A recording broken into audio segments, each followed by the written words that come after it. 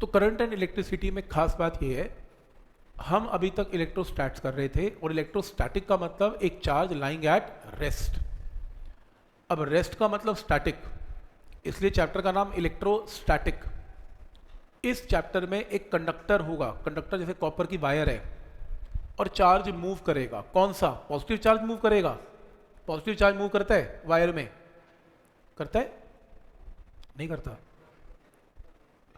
कर सकता है? नहीं करता। पॉजिटिव चार्ज का मतलब क्या होता है? डेफिशिएंसी। पॉजिटिव नहीं मूव करते। कौन मूव करते हैं? Free electrons. कंडक्टर के पास फ्री इलेक्ट्रॉन्स हैं जो एक्चुअल में मूवमेंट क्रिएट करते हैं, और जब वो मूव करते हैं तो वायर में क्या पैदा हो जाता है? Electric current. तो फ्री इलेक्ट्रॉन्स का मूव करना या इलेक्ट्रॉन्स का कंडक्टर में मूव करना कॉन्स्टिट्यूट इलेक्ट्रिक करंट। अब अगर मैं बात करता हूँ 10th क्लास की, हमने करंट किया था, तो उसमें ये किया था, उसमें टीचर ये सिखाते थे जो करंट है उसकी जो वैल्यू है वो क्या होती है? चार्ज अपॉन टाइम, बस और कुछ नहीं। तो तुम चार्ज पुट करते थे, टाइम पुट करते थे, और करंट आ जाता था, और फिर 90% भी आते थे। ठीक है। अभी क्या प्रॉब्लम है? ये तुमने क्या किया? एवरेज करंट तुम्हारे कॉपी के अंदर 10th क्लास में तो कभी करंट की वैल्यू चेंज ही ना हुई, जबकि क्या गारंटी है? इलेक्ट्रॉन का फ्लो कांस्टेंट है कि नहीं?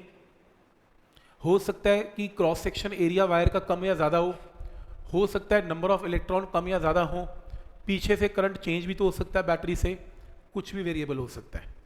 तो तुमने जो पढ़ा था वो क्या था? एक एवरेज करंट था जो कभी चेंज नहीं होता। लेकिन हम जो पढ़ेंगे वो क्या है? dq/dt, यानी कि इंस्टेंटेनियस करंट, यानी कि rate of change of charge.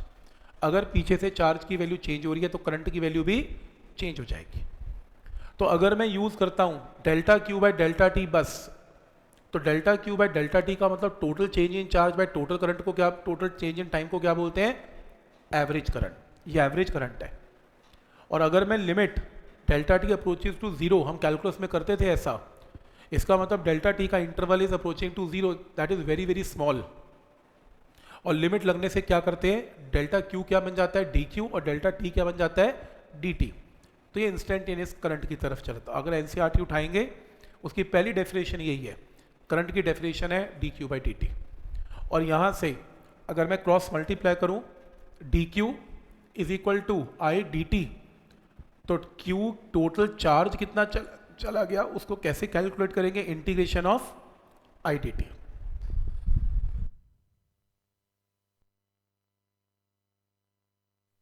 Current है तो चार्ज है। तो जैसे क्वेश्चन आएगा, अगर करंट मान लो t² है तो टोटल चार्ज कितना मूव कर गया ये बताओ। तो t² dt कितनी देर में? 0 से 2 सेकेंड में, कुछ भी टाइम देगा। तो लिमिट लगा लेना, करंट की वैल्यू आ जाएगी। तो कैसे इसको अप्लाई करना समझ में आ रहा है फॉर्मूले को?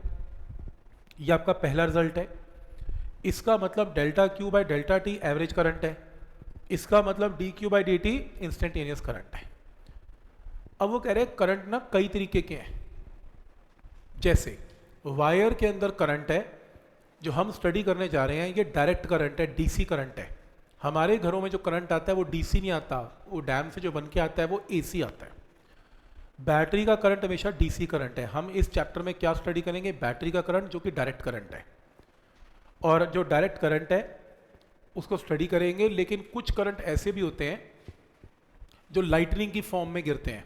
बिजली गिर गई, दो बादल टकरा गए, बिजली कड़क गई, बिजली ग्राउंड पे गिर गई, बंदे पे गिर गई, उसमें भी करंट है, वो भी क्योंकि बेसिकली चार्जेस हैं। लेकिन आपने कभी ऐसा नहीं सुना होगा बिजली गिरे जा रही है, 1 घंटे से बिजली गिर रही है, ऐसा थोड़ी ना होता है। वो तो इंस्टेंट बहुत छोटे स्पैन के लिए होती है। तो जो बहुत छोटे स्पैन के लिए करंट होता है उसको हम बोलते हैं, कौन सा करंट है? ट्रांजिएंट करंट है, which is for a very small duration.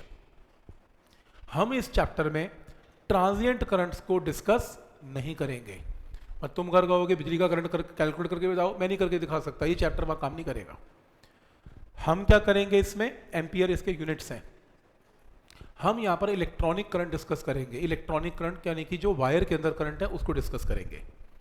वैसे नॉलेज के लिए बता दिया, डोमेस्टिक अप्लायंसेज, हमारे घरों में जो करंट चलता है वो एम्पियर्स में चलता है। आप अगर स्विच लेने या प्लग लेने जाएं, इलेक्ट्रीशियन बोलता है भैया 3 एम्पियर का प्लग ले आना, 5 एम्पियर का या 2 एम्पियर का ले आना, यानी कि हमारे घरों में बिजली जो है वो एम्पियर्स के अंदर मेजर की जा रही है।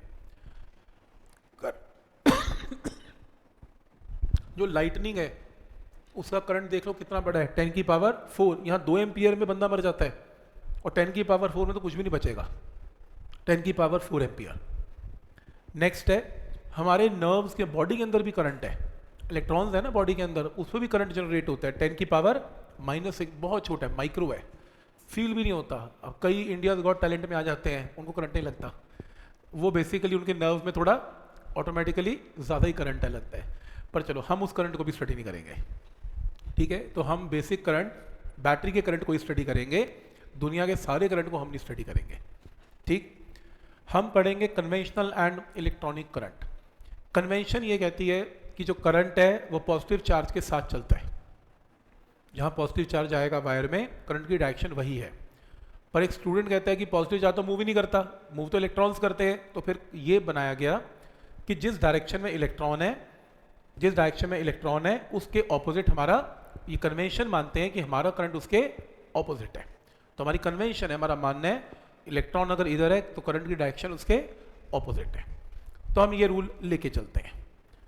तो अब जैसे मान लो आपको क्वेश्चन आएगा कि आपको वो ग्राफ देगा, करंट वर्सेस टाइम का ग्राफ है, करंट एंड टाइम के ग्राफ में वो इसने ग्राफ प्लॉट करके दे दिया। वो पूछेगा इसमें टोटल चार्ज कितना मूव कर गया ये बता दो। और आज मैंने अभी आपको क्या करवाया था कि जो करंट है चार्ज बाय टाइम है, चार्ज करंट इनटू टाइम है, और अगर आप इसका एरिया निकाल दें, करंट इनटू टाइम, इसका एरिया निकाल दें तो एरिया आपको क्या देगा, टोटल चार्ज। तो याद रखना जब करंट और टाइम का ग्राफ आएगा और आप उसके अंडर एरिया निकाल दें, एरिया बोलो क्या होगा, ट्राइंगल का area half into base into height, और रेक्टेंगल का एरिया 5 इंटू 5। टोटल जो भी वैल्यू आएगी इतने कूलम का चार्ज इसमें मूव कर गया, ये पता होना चाहिए, ठीक। तो ये रिजल्ट भी क्लियर है।